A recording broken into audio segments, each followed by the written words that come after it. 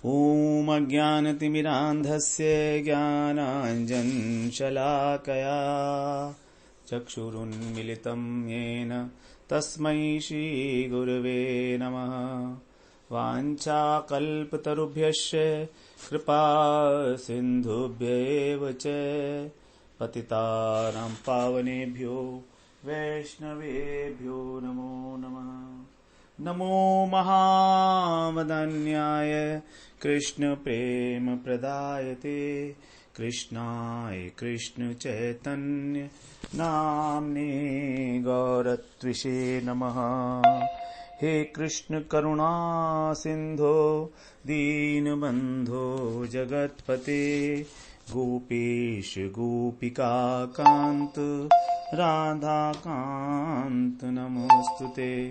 तप्त कांचन गौरांगी राधे वृंदावनेश्वरी वृषभानुसुते देवी प्रणमामि हरिप्रिये। वृंदायै तुलसीदेव्यै प्रियायै केशवस्य च कृष्ण भक्ति प्रदे देवी सत्यवत्यै नमो नमः। श्री कृष्ण चैतन्य प्रभो नित्यानंदा श्री अद्वैत गदाधर शिवासादि गौर भक्त वृंद। हरे कृष्ण कृष्ण कृष्ण हरे हरे हरे राम राम राम हरे हरे। हरे कृष्णा। सर्वप्रथम मैं अपने गुरुपाद पद ओम विष्णुपाद अष्टोत्तर शत श्री श्रीमद् भक्तिवेदांत माधव गोस्वामी महाराज के चरण कमलों में अनंत कोटि दंडवत प्रणाम ज्ञापन करता हूँ। हम लोग श्रीमद् भगवद गीता के 11वें अध्याय का श्रवण कर रहे हैं, जिसमें हमारा छठा प्रकरण चल रहा है अर्जुन के द्वारा स्तुति भगवान की। तो यहाँ पर हम लोग 36वां श्लोक श्रवण कर रहे हैं, जिसमें अर्जुन कह रहे हैं, अर्जुन उवाच स्थाने ऋषिकेश तव प्रकीर्त्या जगत् प्रहर्ष्यति अनुरज्यते च रक्षांसि भीतानि दिशो द्रवन्ति सर्वे नमस्यन्ति च सिद्ध संगा। कह रहे हैं, हे ऋषिकेश, ऋषियों, हे इंद्रियों के स्वामी, आपके नाम रूप गुण का कीर्तन करके जगत हर्षित हो रहा है और अनुराग को प्राप्त हो रहा है। इसके अतिरिक्त जो राक्षस लोग हैं वो डरकर दसों दिशाओं में भाग रहे हैं इधर उधर, और जो सिद्ध लोग हैं वे आपको नमस्कार कर रहे हैं। और ये सब बिल्कुल ठीक है, स्थाने उचित ही है, युक्ति युक्त है, होना ही चाहिए, क्योंकि ऐसा ही होना चाहिए था, तो वो हो रहा है। यह है भगवान की स्तुति। तो का पहला श्लोक अर्जुन के द्वारा। तो यहां पर हम लोग स्थाने की बात कर आए थे, अभी कह रहे हैं ऋषिकेश। ऋषिकेश का मतलब हुआ ऋषि मतलब इंद्रियों के जो स्वामी हैं। तो हम जो चेष्टा करते हैं वो करते हैं अपनी ज्ञानेंद्रियों से और कर्मेंद्रियों से और मन के द्वारा। हमारी 5 ज्ञानेंद्रिय हैं, 5 कर्मेंद्रिय हैं। ज्ञानेंद्रिय कौन कौन सी है हमारी?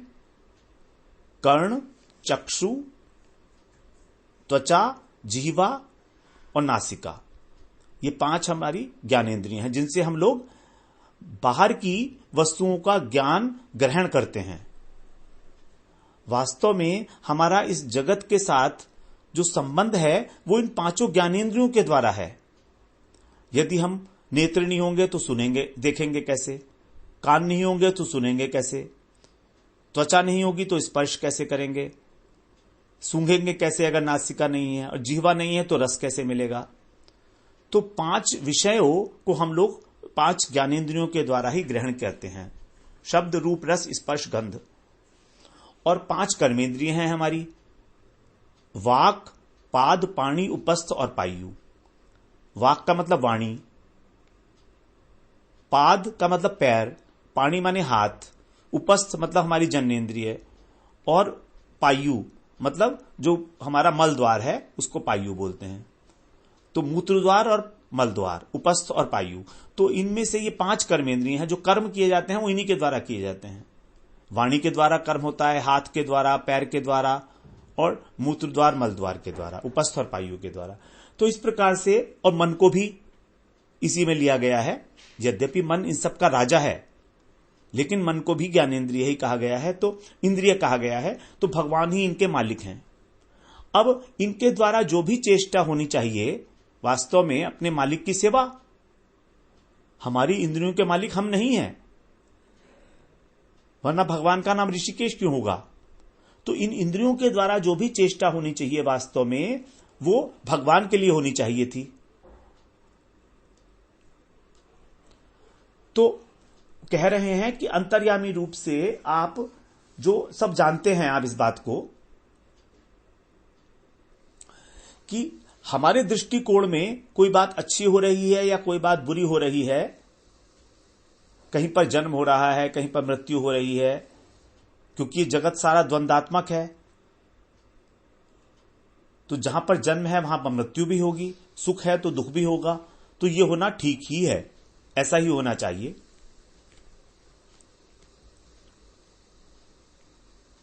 तो यहां पर स्तुति करते हुए, स्तुति करती है वाणी, और वाणी है कर्मेंद्रिय, और कर्मेंद्रिय के स्वामी है भगवान। तो अर्जुन का यह मानना है कि मेरी इतनी सामर्थ्य नहीं है कि आपकी स्तुति कर पाऊं। तो अर्जुन का यह मानना है कि देखिए, भगवान ने कह दिया था ना पहले ही, निमित्त मात्रम भव सवे साचिन। तो इस बात को अर्जुन स्थाने और ऋषिकेश कह के संबोधित कर रहे हैं। किस प्रकार से कि आप इंद्रियों के स्वामी हैं। अब मेरी इतनी सामर्थ्य नहीं है कि मैं स्तुति कर पाऊं। मैं आपकी स्तुति करना तो चाहता हूं, लेकिन जो मेरी वाणी है इसके स्वामी तो आप हैं। तो और मेरी मन और बुद्धि के स्वामी भी आप हैं। तो आप ही इसको प्रेरणा दीजिए और अपनी स्तुति करा लीजिए। निमित्त मात्रम भव सवे साचिन, मैं तो निमित्त हूं। तो 11 श्लोकों में स्तुति करते हुए मानो भगवान अर्जुन ने भगवान की इस आज्ञा को अक्षरशः सिद्ध कर दिया, ऋषिकेश कहकर कि 11 की 11 इंद्रियां मैं आपको सौंपता हूं। अब भगवान की महिमा का वर्णन कर रहे हैं और स्वयं को समर्पित भी कर रहे हैं। जब इंद्रियां समर्पित हो गई तो सभी कुछ तो समर्पित हो गया ना भगवान को। तो इस प्रकार से ये हो गया ऋषिकेश हमारा। फिर आगे है तव प्रकीर्त्या जगत प्रहृष्यति अनुरज्यते च। आपके नाम रूप गुण लीलाओं का जो कीर्तन हो रहा है उसका प्रभाव 2 प्रकार के व्यक्ति हैं, उन पर दोनों प्रकार के व्यक्तियों के ऊपर अलग अलग होता है। जो आपके भक्त हैं, जो भगवत उन्मुख हैं, जिनकी इंद्रियां आपकी सेवा में लगी है, वे तो आपकी महिमा का कीर्तन करते हैं और हर्षित होते हैं, आनंद मिलता है उनको। भगवान के रूप का, विग्रह का कीर्तन करना अलौकिक प्रभाव है और भक्त लोग उसमें आनंद लेते हैं। तुष्यंती च रमंती च, भगवान ने कहा था ना पहले 10वें अध्याय के 9वें श्लोक में, तुष्यंती च रमंती च। जो मेरे भक्त हैं वो उसी के अंदर संतोष का अनुभव करते हैं और आनंद का अनुभव करते हैं। तो उनका जो हर्षित होने का कारण यही है कि उनका जो हृदय है, उनका जो मन है, वो आप में तन्मय हो गया है। उनकी संसार आसक्ति शिथिल हो चुकी है और आपके प्रति प्रेम का उदय हो गया है। अनुरज्यते च, अनुरज्यते, अनुराग, अनुराग मतलब प्रेम। और इस प्रकार वो आपकी कथाओं में, आपकी कथाएं कैसी हैं, रस समुद्र, उसके अंदर वो लोग डूबते और उतराते रहते हैं प्रेम पूर्वक। तो भक्त लोगों को वास्तव में भगवान की कथा, भगवान के नाम के अतिरिक्त और कुछ काम ही नहीं होता है। यही वास्तविकता है, क्योंकि उसमें उनको आनंद आता है। अब ये सोचिए कि बिना आनंद के क्या कोई भी व्यक्ति कुछ भी कर सकता है? नहीं कर सकता। इस बात से सिद्ध हो जाता है कि भगवान का नाम लेने से आनंद मिलता है। भले ही चाहे हम लोग भगवान का नाम भय के कारण ले रहे हैं कि हमको नरक की प्राप्ति ना हो, हमसे कोई पाप ना हो जाए, लेकिन जब नाम लेना लगता है व्यक्ति तो उसको आनंद मिलता ही मिलता है। अगर आनंद नहीं मिलता, सुख नहीं मिलता, तो वो इतने समय तक नियम पूर्वक, निष्ठा पूर्वक भगवान का नाम नहीं ले सकता। ये सच्ची, बिल्कुल सच्ची बात है। ऐसा ही है। आनंद की अनुभूति हुए बिना हम लोग एक क्षण भी नहीं रह सकते। भागवत में बता रहे हैं, तस्मिन् महन मुखरिताम मधुबिच्चरित्र पीयूष शेष सरितः परितः स्रवन्ति ताये पिबन्ति अवितृषो नृपगाढ़ कर्णैः तान् स्पृशन्ति अशन् तृण भय शोक मोहा। परीक्षित जी से कह रहे हैं सुखदेव जी, हे नृप, हे राजन, तस्मिन् महन मुखरिताम मधुभिश्च चरित्र।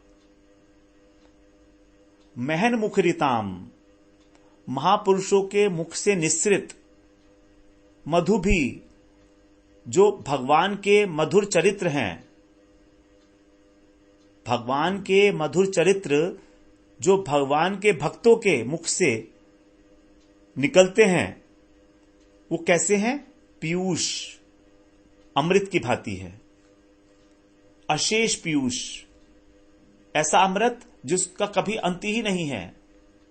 और वो अमृत क्या है? अमृत ही नहीं, अमृत की नदी है, सरित है। और वो सारी की सारी नदी, वो नदियां, नदी नहीं है, एक नदियां हैं।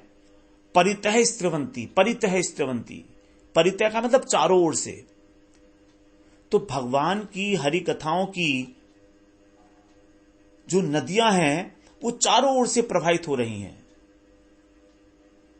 जब वो महापुरुषों के मुख से निकलती हैं, तो भगवान के अनेक अनेक प्रकार के जो चरित्र हैं, उनके अनेक अनेक प्रकार के जो प्रवाह हैं, नदियों के प्रवाह हैं, वो बहे जा रहे हैं। और उस अमृत का, उस रस का पान कौन करता है? ताये पिबंती अवितृषो गाढ़ कर्णई, जो गाढ़ कर्णई मतलब जो ध्यान पूर्वक कान लगा के उनको सुनते हैं। पिबंती माने उनको पान करते हैं, उसका सुनते नहीं है। भगवान की कथा सुनने के लिए नहीं होती है, वास्तव में भगवान की कथा पान करने के लिए होती है, पीने के लिए होती है। क्योंकि जो पिया जाता है जूस, वो होता है, उसमें किसी प्रकार का कोई भी हेय पदार्थ नहीं होता है। जैसे मौसमी का जूस पीते हैं हम लोग, तो जब मौसमी का जूस पीते हैं तो उसमें कोई भी चीज मुंह में अटकती नहीं है, पूरा का पूरा जूस है वो। लेकिन अगर मौसमी को खाएंगे तो उसमें हेय पदार्थ भी होता है। जैसे आम का जूस है तो वो तो पी सकते हैं, लेकिन आम का तो छिलका भी होता है, गुठली भी होती है, वो फेंकना पड़ता है। तो भगवान की कथाओं में कोई गुठली, कोई छिलका नहीं है, केवल रस ही रस है, इसलिए उसको पिया जाता है। और पीते पीते अवितृषो, कभी तृप्ति नहीं होती उनकी। अवितृषो गाढ़ कर्णई, ध्यान पूर्वक सुनते हैं, कहीं एक शब्द भी उसका मिस ना हो जाए। अगर एक शब्द भी मिस हो गया कथा का, तो रस के आस्वादन में बाधा आ जाएगी, व्यवधान पैदा हो जाएगा।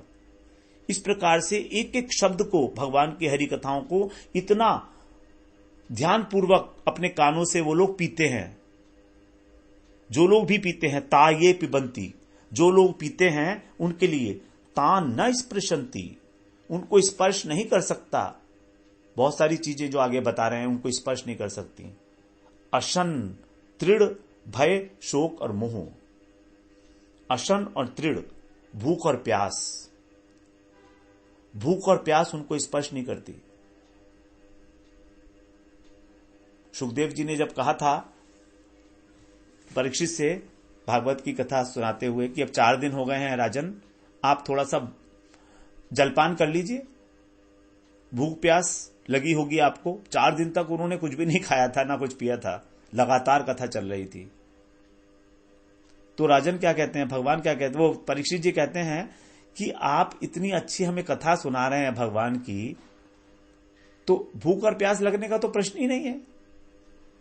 और वास्तविकता तो यही है कि मैं प्यासा था, और उस ऋषि के आश्रम पर गया था और मुझसे वहां अपराध हो गया और मुझको श्राप मिला कि मैं 7 दिन के अंदर ही सर्प एक तक्षक नाग के द्वारा डस लिया जाऊंगा, तो उस प्यास ने ही तो मुझे मृत्यु के द्वार तक पहुंचा दिया है। तो अब कहां की प्यास और कहां की भूख? तो भूख और प्यास ये हमारी प्राणों के धर्म हैं। जब तक हमारे प्राण हैं तब तक हमारे को भूख और प्यास लगती है। और फिर कह रहे हैं भय, शोक, मोहा, ये 3 चीजें बड़ी इंपॉर्टेंट है जो भगवद गीता में भगवान ने अनेकों बार कही हैं। वीत राग भय क्रोधा, वीत राग भय क्रोधा, वही चीज यहां पर बताइए, भय, शोक, मोहा। भय होता है हमको भविष्य का, शोक होता है हमको भूतकाल का, और मोह होता है वर्तमान में। ये तीनों जो हैं हमारे अंदर, हृदय के अंदर जो भावनाएं उठती हैं, ये 3 समय की 3 अवस्थाओं से रिलेटेड हैं, भय, शोक, मोह। तो ना तो भूख प्यास लगती है और ना भय होता है, ना शोक होता है, ना मोह होता है, जो आपकी कथाओं का इस प्रकार से अवित्रश्रो पान करते हैं। क्यों? क्योंकि वो तो तुष्यंती च रमंती च, उसी के अंदर वो डूबते उतराते रहते हैं, उस कथा के सागर में। इतने आनंद की उपलब्धि होती है उनको कि बोलने वाला बोलते बोलते थकता नहीं और सुनने वाला सुनते सुनते थकता नहीं, मानो समय ही ठहर जाता है। समय का भान ही नहीं रहता है कि समय कहां गया। भगवान की कथाएं इतनी मधुर हैं, इतनी वीर्यवती कथाएं हैं भगवान की, इतनी आनंददायक हैं। भव औषधात, इस सारे संसार की औषधि हैं, इस भवरोग की दवाई है भगवान की कथाएं। और जो विषयी पुरुष हैं उसके लिए हृत कर्ण रसायनम कथा, उसके हृदय को और कानों को आनंद देने वाली है। आश्चर्य में डूब जाता है वो, अच्छा भगवान ने ये भी किया था, अच्छा ये भी किया था, इतने बड़े ऐश्वर्यशाली भगवान और माखन चोरी करते थे, क्या बात है भगवान की, बलिहार। इस प्रकार से वो कथाओं में डूबता है। तुष्यते जगत प्रहर्षति अनुरज्यते च। फिर आगे कह रहे हैं जो अभक्त हैं, रक्षांसि भूतानि दिशो द्रवंती, जो भगवत विमुख हैं, राक्षस हैं, असुर हैं, भूत प्रेत, ये भगवान के नाम से दूर भागते हैं। ओ भगवान का कीर्तन हो रहा है, भगवान का नाम लिया जा रहा है, दूर चलो दूर चलो। श्रवण कीर्तन से भयभीत होकर भागते हैं दूर दूर। तो भयभीत होने का कारण भगवान का नाम नहीं है। कभी हम सोचे कि भगवान के नाम से डर रहे हैं वो, नहीं नहीं, भगवान का नाम तो परम पवित्रकारी है, बड़े से बड़े पापी को भी पवित्र करने वाला है।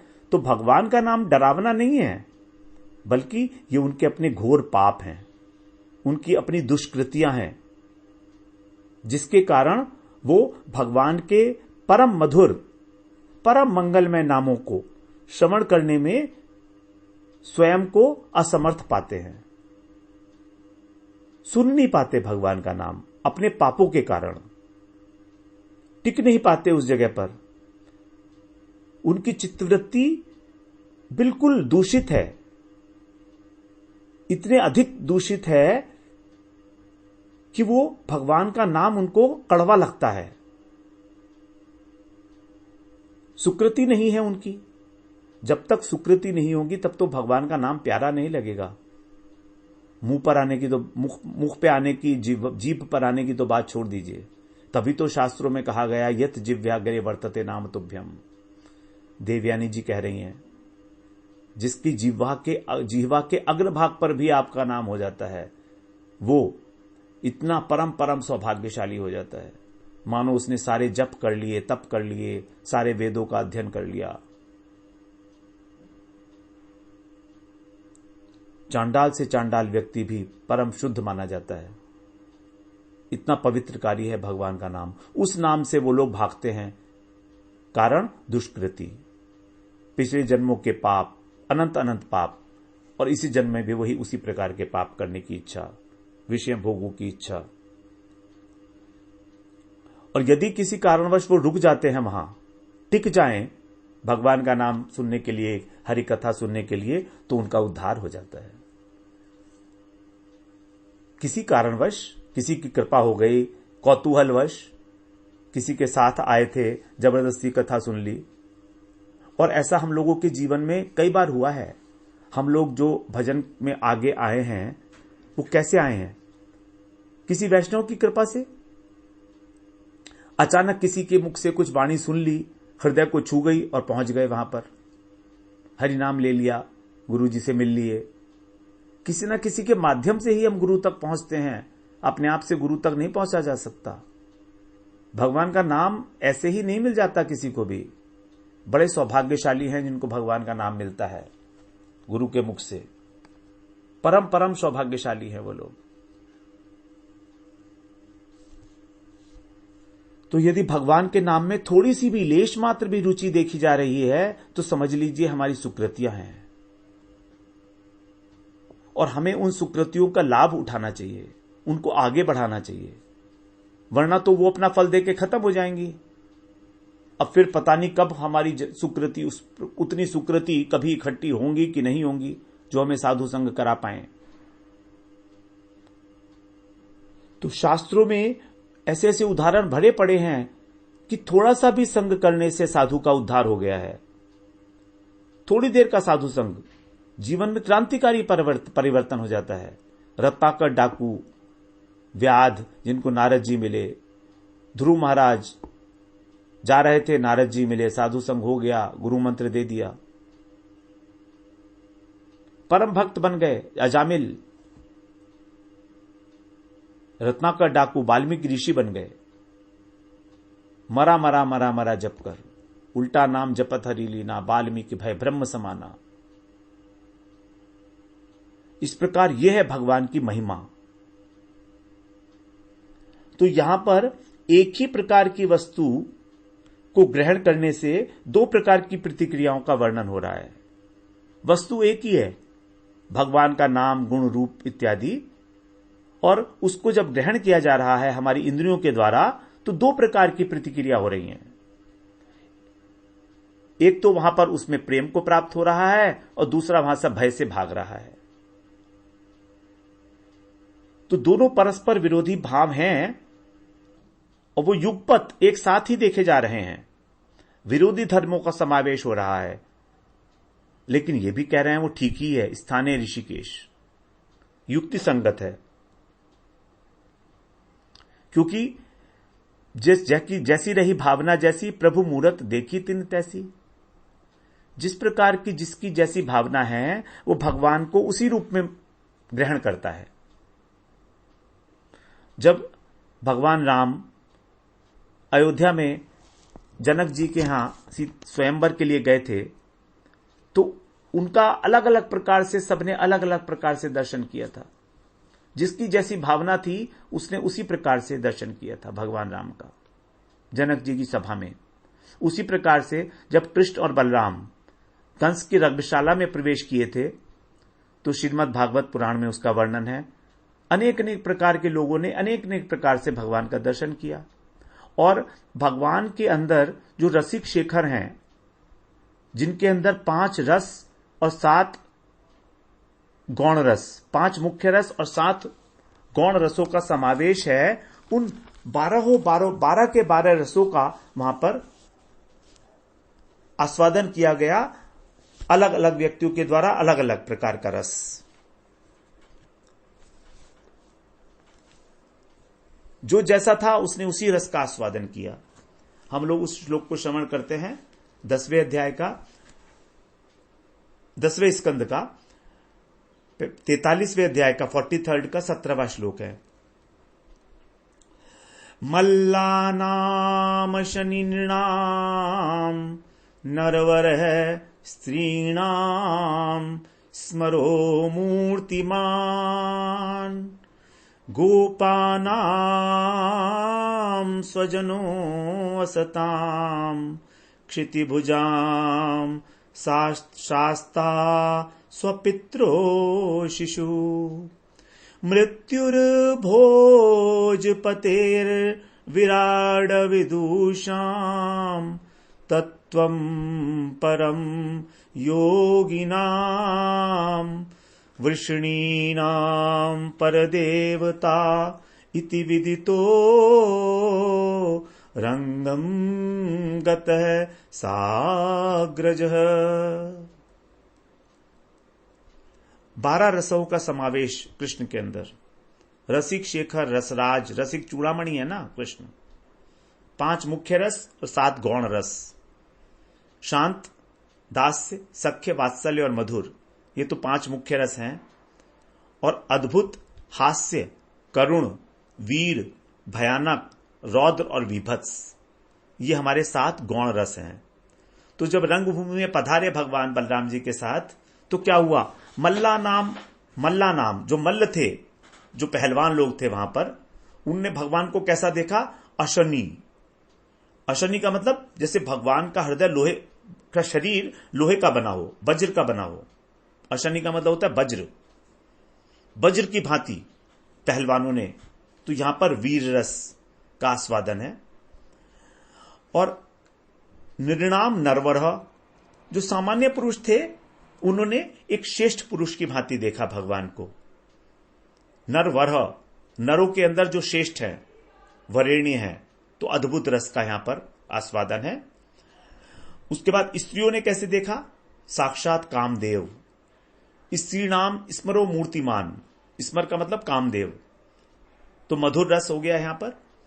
फिर चौथा, गोपा नाम स्वजनों, जो गोप बालक थे, भगवान के साथ गोप बालक भी गए थे ना, तो उन्होंने कैसे देखा भगवान को? अपना स्वजन, अपना मित्र माना। तो यहां पर सख्य रस और हास्य रस दोनों आ जाते हैं। और असताम, जो असत मतलब राजा थे, जो दुष्ट राजा थे, उन्होंने कैसे देखा भगवान को? क्षितिभुजाम। क्षितिभुजाम शास्ता के रूप में देखा। शास्ता का मतलब शासन करने वाला है। जो दुष्ट राजा थे, क्षितिभुजा का मतलब राजा, क्षिति माने पृथ्वी, तो पृथ्वी का जो राज्य करते हैं तो वो राजा हो गए। तो शास्ता, शासक के रूप में यहां पर रौद्र रस है। उसके बाद स्वपित्रो शिशु, और जो पिता तुल्य लोग थे, उन्होंने भगवान को बालक की तरह से देखा। तो यहां पर वात्सल्य रस है और करुण रस है। मृत्युर भोजपते, भोजपति कौन है? कंस। कंस ने साक्षात मृत्यु को देखा। जब कृष्ण को देखा तो सोचे सामने मृत्यु आ रही है मेरी। और फिर विराट अविदुषाम, और जो मूर्ख हैं, जड़ बुद्धि लोग थे, उन्होंने देखा भगवान का विभत्स रूप, विराट रूप देखा। विराट, जैसे अर्जुन देख रहे हैं ना यहां पर, विभत्स, दो विभत्स रस का आस्वादन है यहां पर।